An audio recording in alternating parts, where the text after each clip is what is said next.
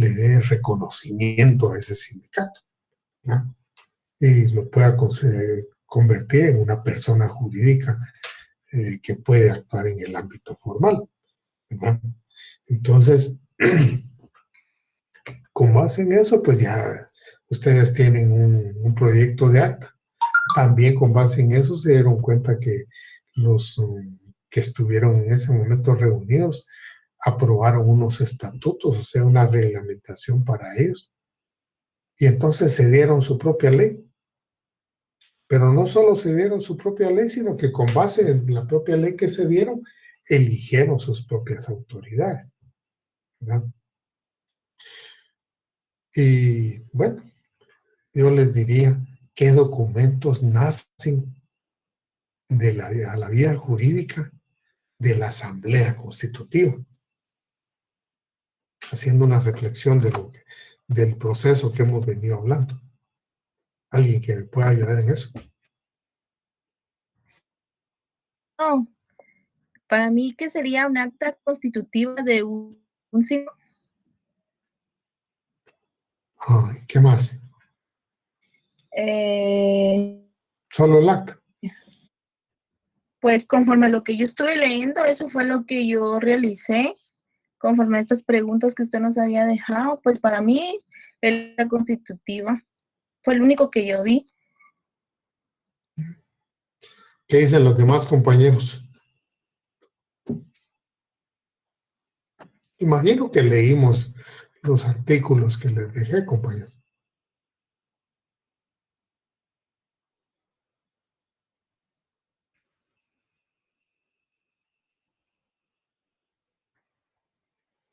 Lic, buenas noches. Adelante. Pues aparte de, bueno, no sé si eso también es parte del acta constitutiva, queda todos los datos de todos de los integrantes del sindicato.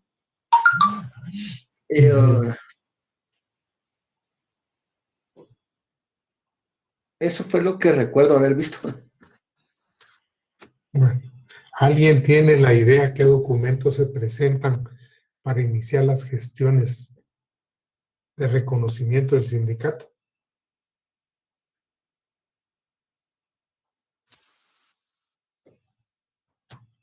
Se refiere a los otros documentos que hay que presentar.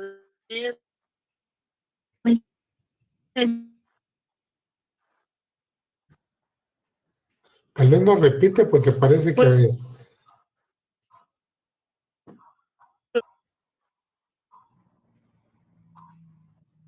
Original y copia del acta constitutiva y los estatutos firmados en cada uno de los folios del secretario general, y al final debe ir firmado por todos los miembros del comité ejecutivo provisional. Ya, digamos, usted entró a la cuestión de, digamos, otros actos además, pero digamos, detengámonos en los documentos, ¿verdad? ¿Qué documentos nacen de la asamblea de los que se van a presentar?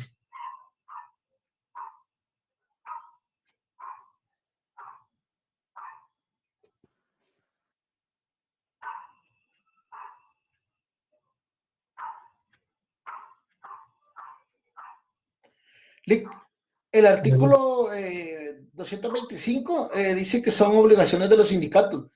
Llevar los siguientes libros debidamente sellados. A eso se refiere también usted en las actas de acuerdo a la Asamblea General. Ahí estamos hablando ya de una... En el artículo 225 estamos hablando ya de un sindicato que existe. Aquí no tenemos ni sindicato ni nada. Aquí estamos hablando del proceso de constitución del sindicato. Entonces les digo yo, ¿qué documentos nacen en la Asamblea Constitutiva?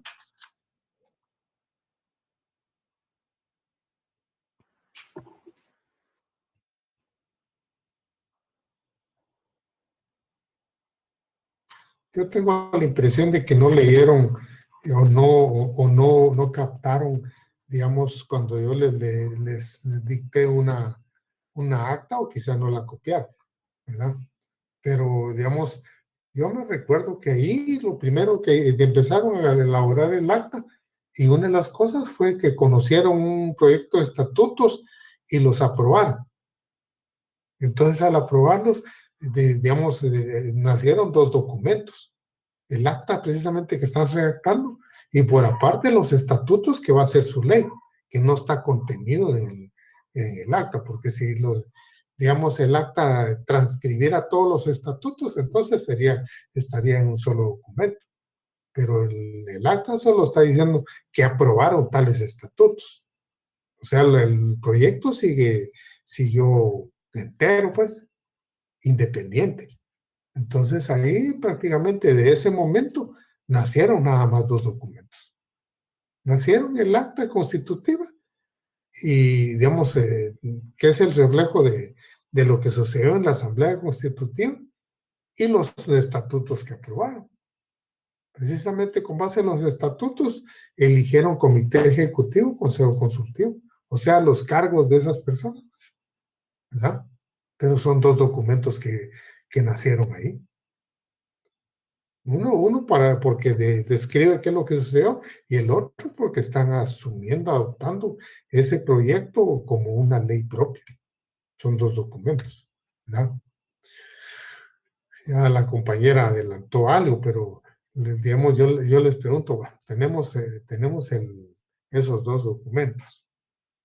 Ahora, ¿será que solo esos documentos son suficientes para iniciar a las gestiones ante las autoridades de trabajo para el reconocimiento del sindicato? ¿O habrá otro documento?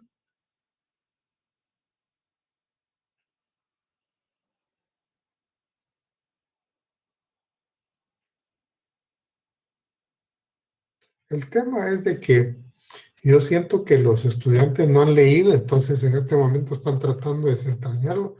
Si hubieran leído, tendrían ya una idea, compañeros. Pero realmente en esa forma no se puede avanzar con ustedes. Se los digo así sinceramente, pues, porque cuando uno ha leído, idea tiene, ¿verdad?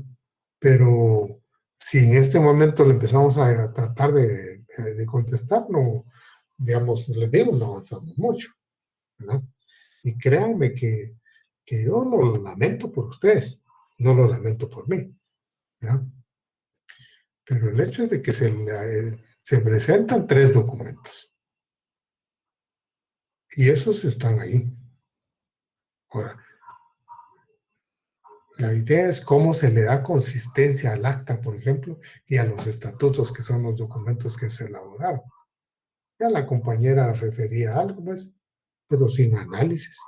Es el hecho de que estén firmados en cada uno de los folios por el secretario general y al final por todo el comité ejecutivo electo. Eso es lo que le da consistencia. Eso es lo que le da consistencia a los documentos. Le da cierta formalidad, ¿no? Ahora bien, yo les ampliaba a los compañeros de la otra sección que cuando se habla de constituir un sindicato, las personas que constituyen un sindicato se ven muy presionadas en diferentes sentidos, porque no conozco un patrono que reciba de buena gana que se está constituyendo un sindicato en su empresa. Hay una animadversión a los sindicatos. No cabe duda que es una forma en que los trabajadores se lo organicen para pedirle cosas. Pero también el sindicato puede darle ciertos satisfactores al patrón. El problema es de que se tiene la idea de necesariamente que el sindicato no sirve para nada de eso. Solo sirve para fastidiar al patrón, ¿verdad? Entonces los patronos buscan la forma de ver cómo atajan la formación de sindicatos, ¿verdad? Ya sea tratando de cuestionar a los trabajadores, hacerlos sentir mal, o de alguna manera de coaccionarlos de otra forma, o presionarlos abiertamente para que desistan de lo que están haciendo.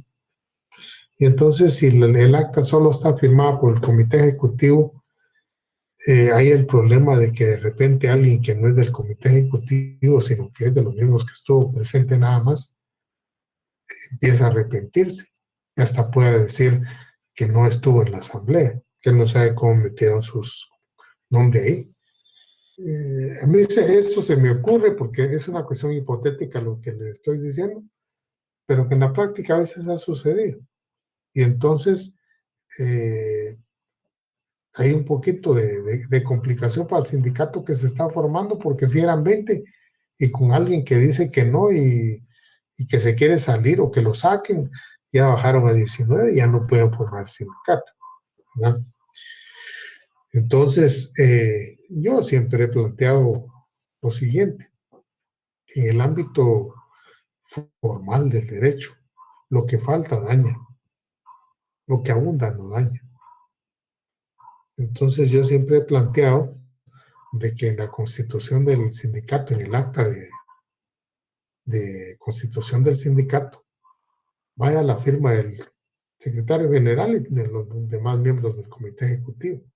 También vaya la firma del consejo consultivo y más abajo de todos los que estuvieron presentes.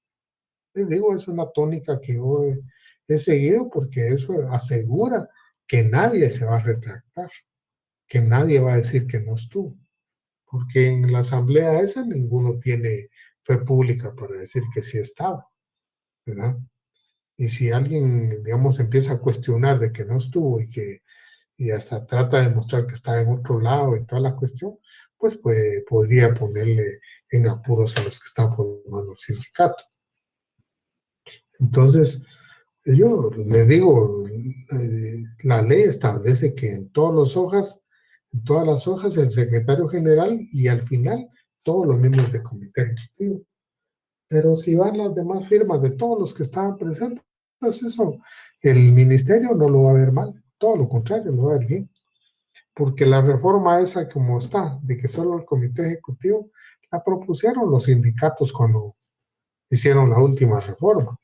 Pero, digamos, no previeron de que de repente alguien se pueda retractar y pueda poner en dificultad a los que están formando un sindicato, ¿no? Porque eso podría suceder, en tanto que firmando todos no hay ese problema, ¿verdad? Con base en eso podemos decir que se va a presentar el acta y los estatutos firmados en esa forma. ¿Qué otro documento se debe agregar a esos que ya estamos hablando, compañeros? Y es que la ley... Licenciado, buenas noches. Buenas noches, compañero. ¿Sería la fotocopia del documento de cada uno de los miembros fundadores? Eso sí, es algo adicional que no está ahí, pero de lo que está ahí, aparte del acta y de los estatutos, ¿qué otra cosa tendrían que agregar? La solicitud, una solicitud escrita, en papel simple. Así es. La solicitud la viene a hacer el secretario general, que, digamos, conjuntamente con el resto de compañeros, tienen la función de gestionar el reconocimiento del sindicato. Ese comité ejecutivo que eligieron ahí se llama comité ejecutivo provisional. No tiene otra función más que gestionar ante el Ministerio de Trabajo para que les reconozcan al sindicato. No puede hacer ninguna otra cosa, solo eso, ¿verdad? Todos los actos que haga serán encaminados a eso. Como dice el compañero, tendrá, digamos, que acompañarse, digamos, alguna forma de acreditar que los nombres de todos de los 20 que comparecieron están correctos, que los datos de identificación personal están correctos, que los DPI que se apuntaron están correctos, ¿no? Porque podría ser que, digamos, porque hay alguna cosa anómala ahí, estén poniendo datos que no son, o por error del que escribió, le ponga datos que no son. Entonces, las autoridades de trabajo no están obligadas a aceptar que ustedes digan que los datos son esto y esto y esto. Sí, ellos tienen todo el derecho de pedir que les comprueben y lo van a comprobar pidiendo el DPI, ¿verdad? Claro que no se quedarán los DPI porque lo que presentan son DPI y fotocopia del DPI, ¿verdad? Y las autoridades de trabajo, cuando reciban el expediente, van a cotejar y van a ver las fotocopias que sean de los DPI que están presentando, llévenle los DPI, ¿verdad? Porque ya tienen donde corroborar los datos de todos los que están compareciendo. Entonces, con esto podemos decir que está completo el legajo que se va a presentar ante el Ministerio de Trabajo. La solicitud de reconocimiento del sindicato, el acta constitutiva, los estatutos aprobados y fotocopias de los documentos de identificación personal. Los documentos personales de identificación, ¿no? Porque los DPI se los van a devolver en ese mismo momento, ¿verdad? Ya con base en eso inicia el trámite.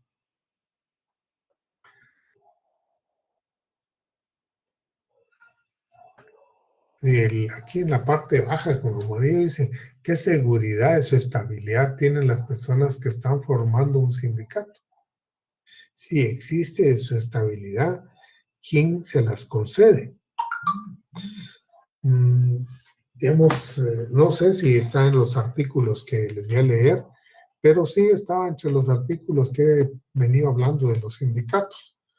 Yo les pedí que los sindicatos estaban desde el 206 hasta el 234, ¿verdad?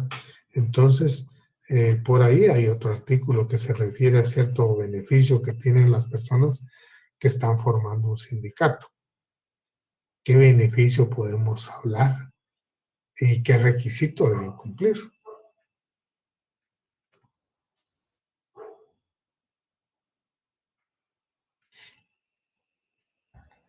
Perdone, ¿será lo que se refiere al artículo 209, donde dice que los trabajadores no podrán ser despedidos por participar en un sindicato?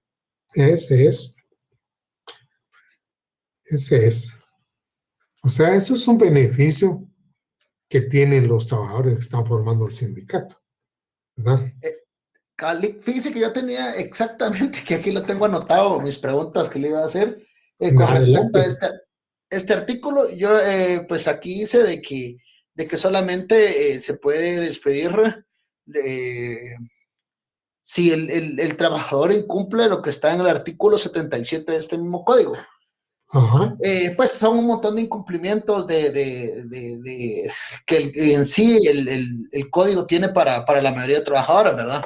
Pero yo me he dado cuenta, por ejemplo, no sé si usted nos puede orientar o aclarar, o en mi caso, que yo tengo esa duda, como por ejemplo el señor Jovel Acevedo, que creo que por pertenecer al sindicato se vale de mucho de esto, porque él sabe que no lo pueden despedir, y por eso creo que también hay abuso ahí de parte de él, pero no sé, usted me dirá. Mire, yo le voy a decir algo. En el caso de Joviel Acevedo, tiene mucha, digamos, ¿qué les dijera yo? Hay mucha crítica respecto a la participación de él, pero, digamos, él goza de inamovilidad por el hecho que es directivo, ¿verdad? Aquí no se refiere a ese 209, no se refiere a inamovilidad por ser directivo, ¿verdad? Esa inamovilidad se refiere por el proceso que están, digamos, iniciando para que les reconozcan el sindicato, ¿verdad? Okay. Era lo que usted hablaba de que a veces los patronos hacen hasta lo imposible por no dejarlo formar, por ejemplo. Ajá, es que ahorita estamos hablando de la formación. Okay. No lo otro son otros derechos que van colaterales, pues ahí hay otras cuestiones de inamovilidad, pero en este caso, como estamos hablando de la formación del sindicato, ¿no? Entonces, usted ahí sí que sí hizo buen señalamiento del 209. Ahora, si se percató, el trámite de reconocimiento del sindicato se hace en la Dirección General de Trabajo. Y quien le va a la inamovilidad a los socios fundadores es la Inspección General de Trabajo, ¿verdad? Correcto. Este es el que dice que se tarda 20 días el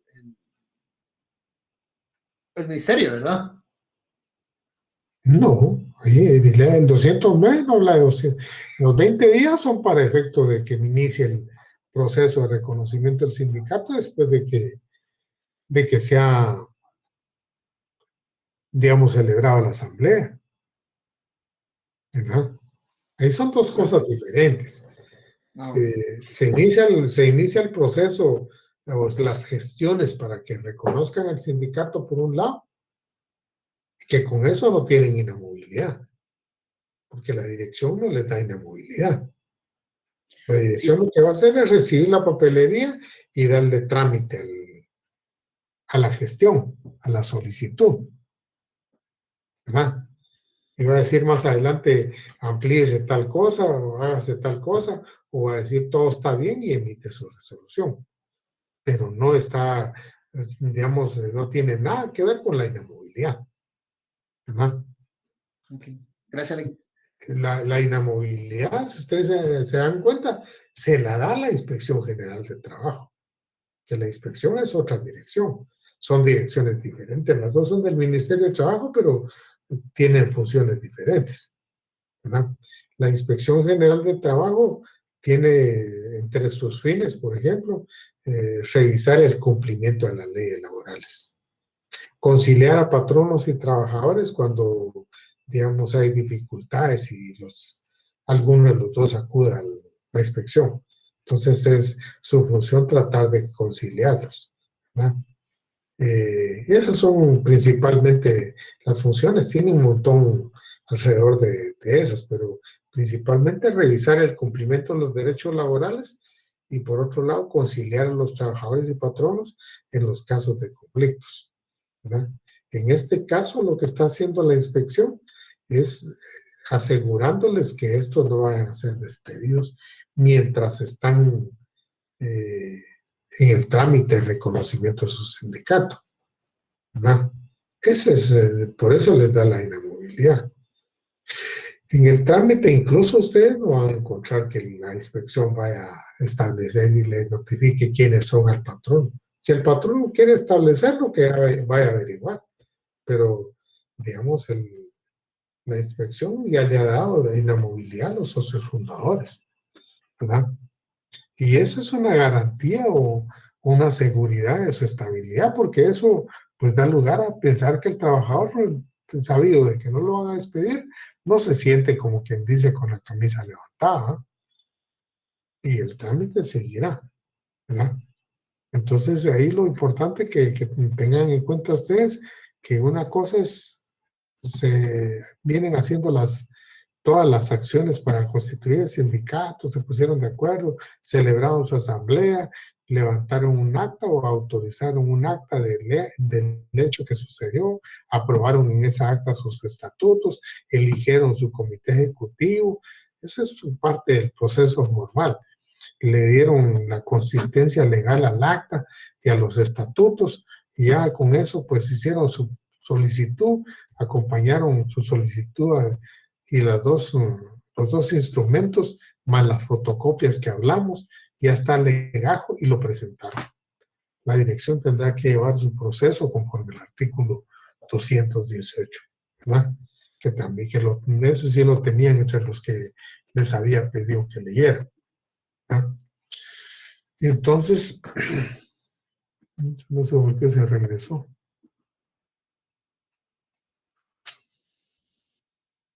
Ahí tenía una pregunta, ¿cómo se hace para legitimar el acta? Y es lo que hablábamos de firmar en cada uno de los folios y al final los miembros del comité ejecutivo.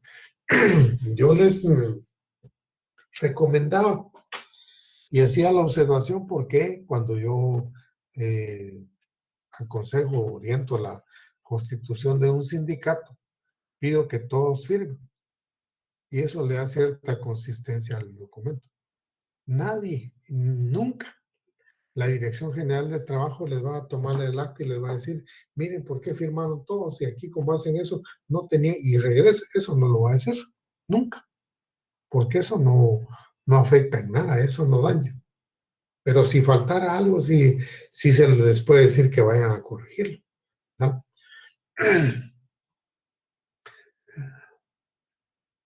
Se presenta la documentación para iniciar el proceso. Y bueno, imaginemos que pasó el tiempo y los plazos que habla el artículo 218 y todo le parece al ministerio, a la Dirección General de Trabajo que está excelente, no hay ninguna cosa que corregir, todo está muy bien, que es algo difícil, ¿no? Pero imaginemos que así fuera. El ministerio va a emitir una resolución. ¿Sobre qué puntos se resuelve el ministerio, compañeros?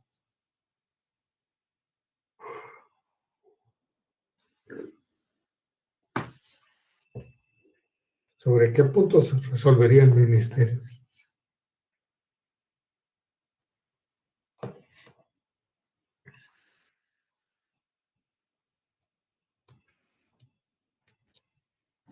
Buenas noches, licenciado. ¿Será que nos estamos refiriendo al número, lugar y fecha de inscripción? ¿Dónde está esa parte? En el artículo 219, ¿Qué dice? que la Dirección General de Trabajo debe llenar un registro público de sindicatos en el que han de inscribirse estos, a cuyo efecto la respectiva inscripción debe contener por lo menos los siguientes datos. Inciso A, número, lugar y fecha de la inscripción. B, copia de los datos a que se refieren los incisos A y B. C, copia de los estatutos del sindicato y en su caso de sus reformas. Y la D, descripción del acuerdo que otorgó la autorización de ley y la personalidad jurídica que ordenó dicha inscripción, o en su caso aprobó las reformas de los estatutos. ¿Usted cree que, digamos, tiene cabida esto como cuestión inmediata después de que usted solicita el reconocimiento del sindicato?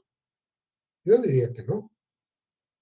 Esto es una cuestión de las muchas que pueden suceder, porque ahí hay diferentes cosas, incluso de modificación de estatutos o diferentes cosas que tendría que atender la Dirección General de Trabajo.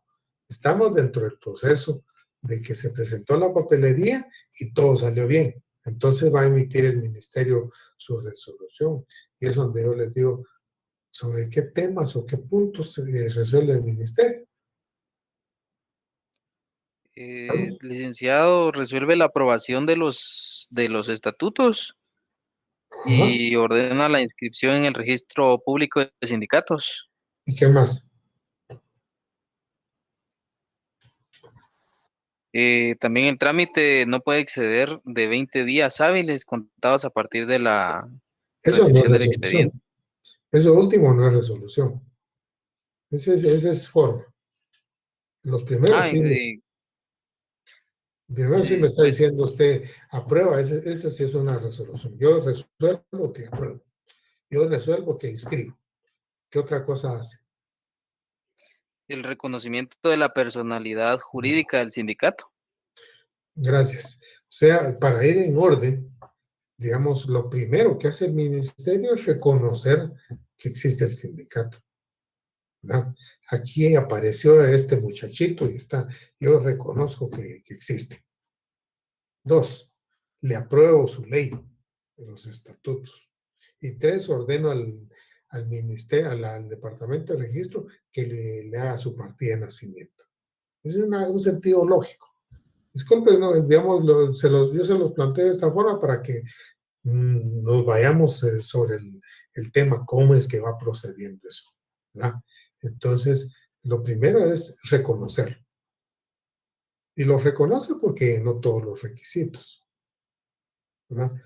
Mientras no llene todos los requisitos, digamos, que considere necesarios el ministerio, no los reconoce, ¿verdad?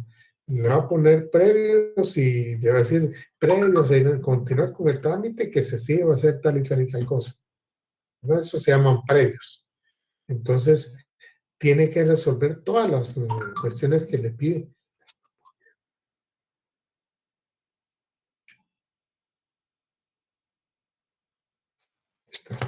Bueno, digamos, previo a autorizarle, tiene que resolver todo lo que el ministerio considera que no está conforme el ministerio estima que debe estar. Una vez está todo conforme el ministerio lo considera, entonces viene y le reconoce el sindicato. Es lo primerito que hace. Reconoce que existe esta criatura que es el sindicato tibetano. Le aprueba su ley, está aprobando sus estatutos. Y de ahí ordena que se inscriba. Cuando ordena que se inscriba, el otro ya tiene partida de nacimiento, ¿verdad? Si hablamos de una persona individual, ese sería el trámite. Lo presentaron, un certificado médico, y entonces se ordena la inscripción, le inscriben. Y la otra, la persona esa, obviamente, materialmente existe, pero existe legalmente, existe formalmente, hasta que está inscrito, ¿verdad? Pues lo mismo sucede con el caso del reconocimiento del sindicato. Por eso son esas tres, digamos, tres aspectos que debe resolver el ministerio. Y ahí prácticamente el sindicato ya, si se pide una certificación, tiene su propia inscripción y va a acreditar que tiene partida de nacimiento, pues tiene una partida de nacimiento en el sentido semántico, ¿verdad? Tiene una inscripción, digamos, ¿verdad? Tiene inscripción y entonces puede acreditar que ese sindicato existe formalmente, ¿verdad? Que aparece inscrito en tal y tal lugar. Con eso tiene personalidad jurídica. Pero si no, digamos, a partir de que presenta la papelería de solicitud de reconocimiento del sindicato, si al ministerio le parece que no se cumplen ciertos requisitos, le pide que le resuelve y le ordena que los vaya a cumplir. Les digo, no siempre la actuación del ministerio es lo más claro, pues, y lo más sensato. A veces pide, digamos, previos que no tienen ningún fundamento. Y los que están tramitando el reconocimiento del sindicato tienen dos opciones. O plantean recursos o tratan de resolver lo que está pidiendo el ministerio. Y ante la situación de la premura, es más fácil a veces resolver o hacer lo que está pidiendo el ministerio, ¿no? Si hay que hacer otra asamblea por tal cosa, pues se hace. Si hay que ampliar tal cosa, pues se amplía, porque más tiempo se pierden los recursos. Pero el hecho es de que una vez está reconocido el sindicato, pues ahí, digamos, existe como persona jurídica. Lo inmediato después de que quede inscrito. Perdone, solo que lo interrumpa, una preguntita. No tenga pena, adelante. Cuando usted nos dice que viene todos los requisitos, es en esta parte donde dice que la Dirección General de Trabajo examinará los documentos y si se ajusta a disposiciones legales, ¿verdad? Sí, o sea, lo que ellos quieren. Ah, ok. ¿Verdad? Muchas gracias. Y le digo que a lo que ellos quieren, porque a veces van a ver ustedes que ponen premios que no tienen ninguna base legal. Hoy me notificaron en la tarde y me estaban invitando para una sesión mañana de un sindicato que al fin salió el reconocimiento. Fíjense ustedes que se celebró la Asamblea Constitutiva el 15 de septiembre del año pasado. Y yo los orienté, se hizo de forma virtual y toda la cosa. Y al final se reunieron para firmar ahí en mi oficina, ¿verdad? Así por partes. Y precisamente sede tiene en mi oficina, ¿verdad? Yo los orienté cómo trabajaran y todo. Y les digo que los orienté porque no estuve reunido con ellos, les estuve orientando vía, digamos, videoconferencia. Y a veces correos y a veces teléfono, pues, hasta el fin se logró hacer la cuestión esa. Pero hace como unos 10 días que salió el reconocimiento. Imaginen ustedes, si ustedes leyeron el artículo 218, ahí son días que debiera tardar eso. Y a estos señores les empezaron a pedir un montón de cosas que no tenían ninguna base de ley.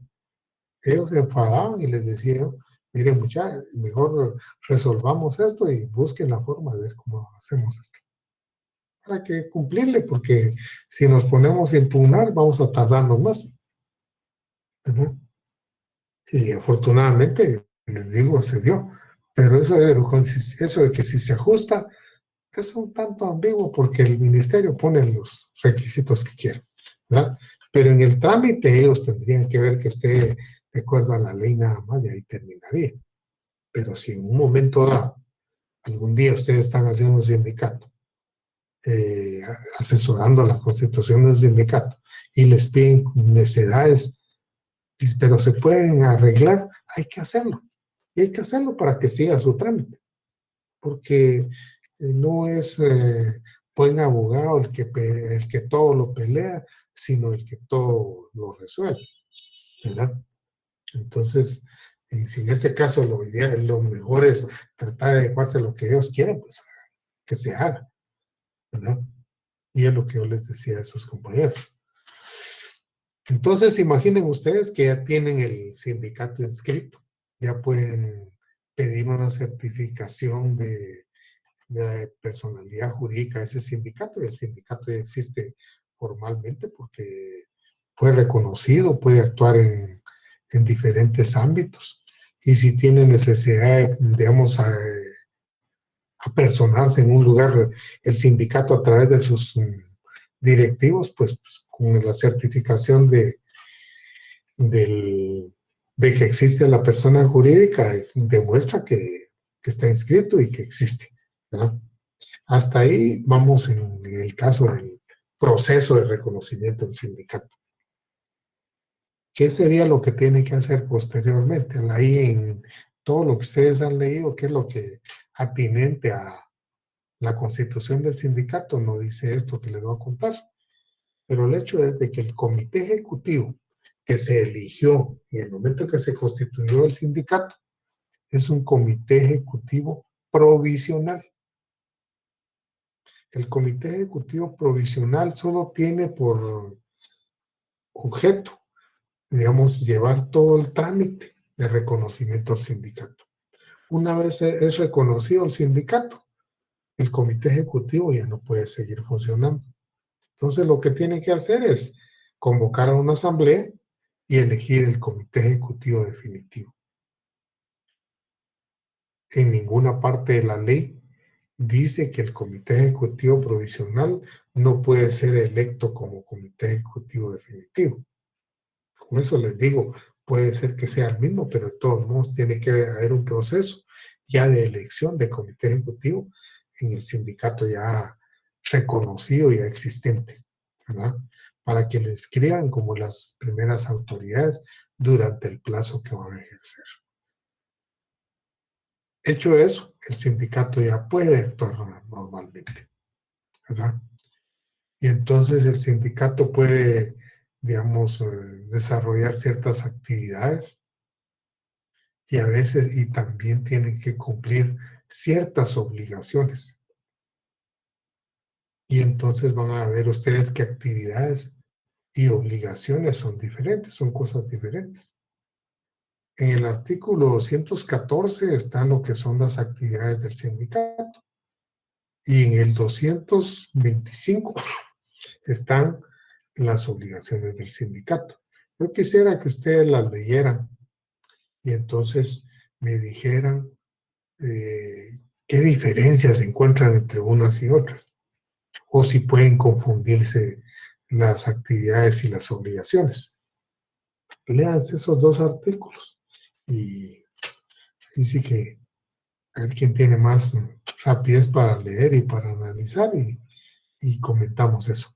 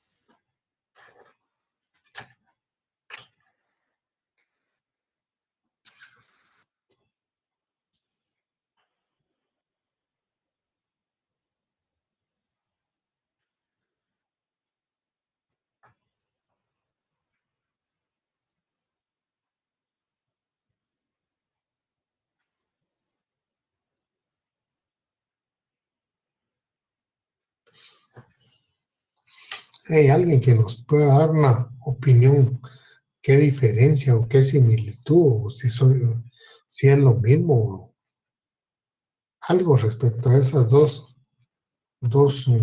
condiciones, lo que son las actividades y lo que son las obligaciones.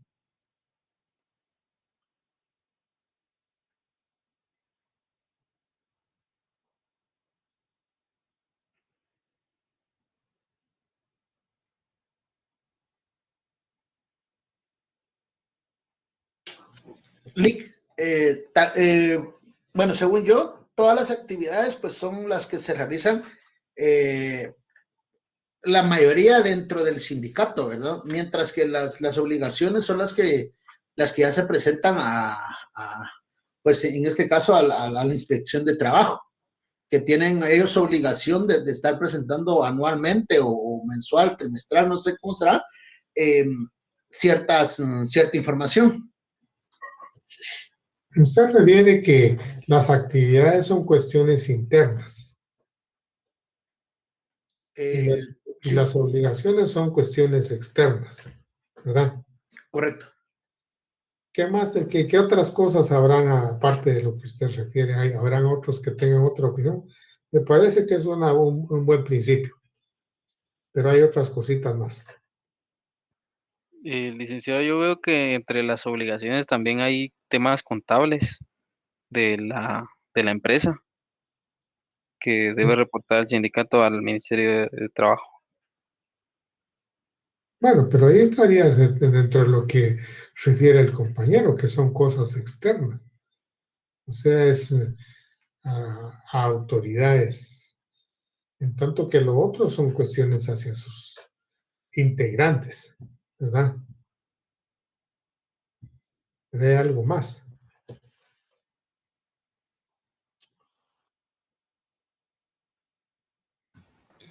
Podría ser también que en el artículo 225 nos están refiriendo a las obligaciones, es trabajo administrativo.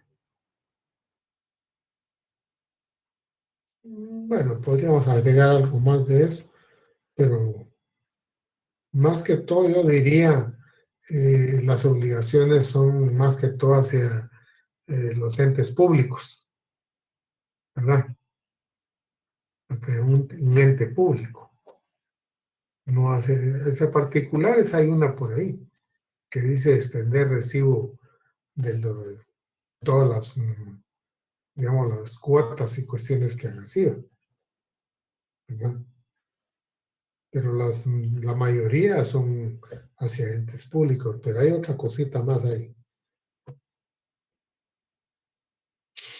Bueno, como el tiempo premia, fíjense ustedes que las obligaciones, digamos, ahí prácticamente son ciertas cuestiones impositivas del Estado. O sea, no existe la posibilidad de decir si quiere las cumple y si no quiere no las cumple, ¿verdad?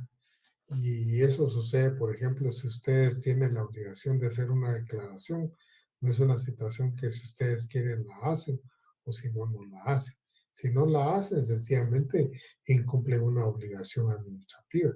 Y puede ser que sea bien fuertemente sancionada o puede ser que sea levemente sancionada. Pero es una cuestión impositiva. En tanto que las actividades son cuestiones un poco potestativas. Porque los sindicatos pueden negociar pactos colectivos para sus afiliados. Pueden hacerlo. Y al decir pueden, no está diciendo que tienen que hacer, que deben hacerlo. No, no dice eso. Pueden, es potestativo. Lo quiero hacer, lo hago o no lo hago. ¿Verdad?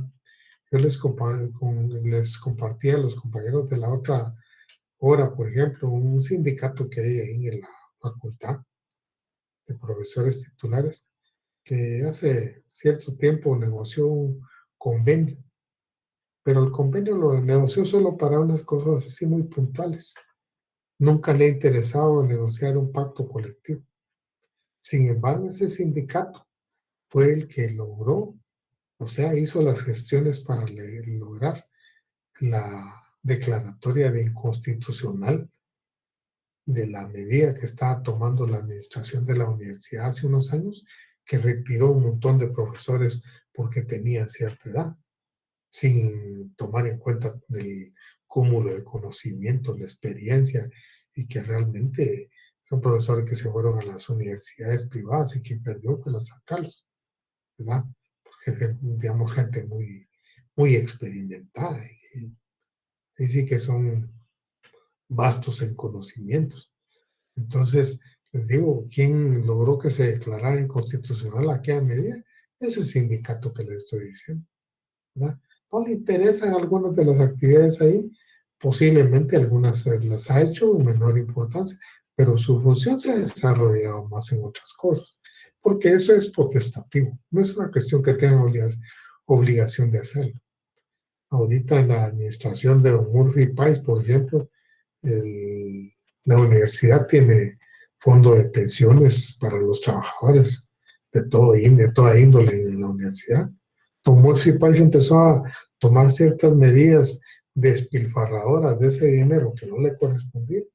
Ese sindicato fue el que promovió ciertas acciones judiciales y le fue parando la mano, ¿verdad? No en todo, pero en buena parte se le paró la mano. Y entonces, digamos, ha realizado ciertas acciones que han sido, digamos, de más beneficio a nivel general de todos los trabajadores, no solo de sus afiliados, sino de todos los trabajadores. No le ha interesado negociar pactos y hacer esto y lo otro. Pero el hecho es de que si ustedes miran el 214 dice puede, no es impositivo. Las obligaciones son impositivas y son ante terceros, como decía alguien ahí, ¿verdad? Esos terceros, en la mayoría de los casos, es el propio Estado. Entonces, les hago esa reflexión porque, digamos, siempre tenemos que tener presente que las actividades son cuestiones hacia interno, hacia beneficio de los propios afiliados, y son cuestiones potestativas, en tanto que las obligaciones son cosas impositivas y, digamos, son cuestiones externas, ¿verdad? Quisiera que leyeran del artículo 226, perdón, el 232 y el 233, que se refiere a la fusión de sindicatos y federación de sindicatos. Eso por un lado. Esos obviamente les para discutirlos en la próxima clase, porque ahorita viene el examen, entonces uno va a salirse, ¿verdad? Licenciado, Sí, compañero. perdone con una pregunta. ¿Los miembros del sindicato deben pagar cuotas? Porque ahí dice que se deben extender recibos por cuota o por donaciones, cuotas o colaboraciones. ¿Y los miembros del sindicato deben pagar algo? Mire, el sindicato se mantiene por cuotas de los afiliados, ¿verdad?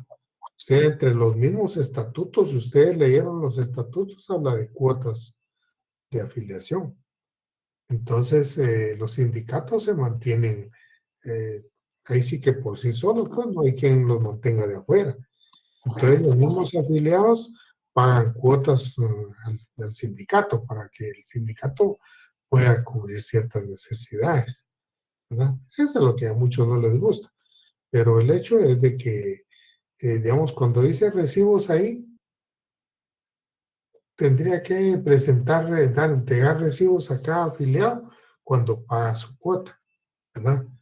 Pero eso no sucede porque, digamos, los patronos tienen la obligación de descontar las cuotas sindicales del salario. Entonces, a quien le emite recibos el sindicato es al patrono cuando le entrega las cuotas de afiliación. O sea, le entrega el total de descuento a todos los afiliados y entonces se entrega un recibo nada más por cada cantidad de cuotas que entrega, ¿verdad? No entrega a cada afiliado, pero esa es una cuestión por pura práctica. Así es. Ahora, Gracias, licenciado. si el patrono no descontara, tendría que entregarle a cada uno el recibo en el momento que entrega su cuota, ¿verdad? Pero eso es un poco impráctico, entonces yo les digo, la misma ley permite eso. En el artículo 61 del Código de Trabajo está eso del descuento de las cuotas, que es obligación del patrono si el sindicato le lo pide. Obviamente no va a pedir descuento de cuotas a los que no son afiliados, pues va a pedir a los que son afiliados nada más, ¿verdad? Entonces les decía que quisiera que lean el artículo 232 y 233 para la próxima clase. 226, 227, 28 y 30, que se refiere a la disolución de los sindicatos. El segundo que les digo es de la disolución de los sindicatos. Pero en todo caso, si ustedes entre el camino encuentran otros artículos, pueden leerlos, porque eso les va a dar conocimiento de otros temas que en su oportunidad vamos a platicar. Por ejemplo, en la disolución del sindicato, una cosa es la disolución, otra es la liquidación. Y eso está digamos, en el artículo 230, 231, ¿verdad? En el 229, ¿verdad? Pero están referidos y son como que la parte siguiente. Una cosa es el ámbito legal de cancelar un sindicato y otra es el ámbito contable de disponer de todos sus bienes y liquidarlos, ¿verdad? Pero ahí está también. Entonces, por favor, compañeros, cuando quisiera que leyeran, y el día miércoles, o el día viernes, retomamos el tema y vamos a concluir lo que se refiere a la segunda unidad, ¿verdad?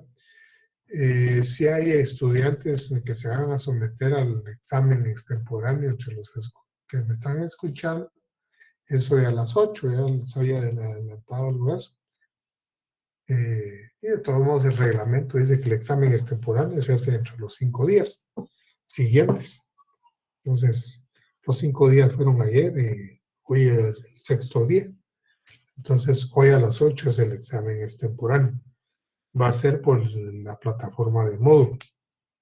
Y necesito que los que se metan a examen extemporáneo me envíen a través de WhatsApp sus justificaciones por qué no ingresaron el día que les correspondió.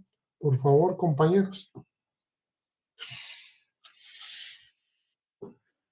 Los demás que quieran continuar, pues podemos hacerlo. Yo estoy aquí para las dudas que tenga que resolver. Gracias, licenciado. Yo ahorita le envío mi soporte y ahorita me voy a entrar a evaluar. Bueno, ahorita a las 8 ya está. Trate de entrar de una vez, ¿verdad? Buenas noches, licenciado. Tengo un pequeño problemita. La otra vez yo no me examiné, 1 por trabajo y 2 porque en Moodle todavía no me habían asignado por parte de sistemas. El problema fue que pasé toda la semana pidiendo que si me podían arreglar el problemita y me dijeron de que sí estaba asignada ya a su curso. Pero hace como 3 días yo me di cuenta que seguía sin matricularme, entonces les volví a enviar un correo y me dijeron de que sí, que ya me lo habían asignado. Entonces, revisando el problema, me di cuenta de que estoy asignada a la sección D, pero yo soy de la sección D. Entonces, La sección D de nosotros es mía también. Sí me puedo examinar de esta manera. Usted está en la D, no hay problema, si está en la D o en la E. Bueno, está bien solamente. Muchas gracias. A servir.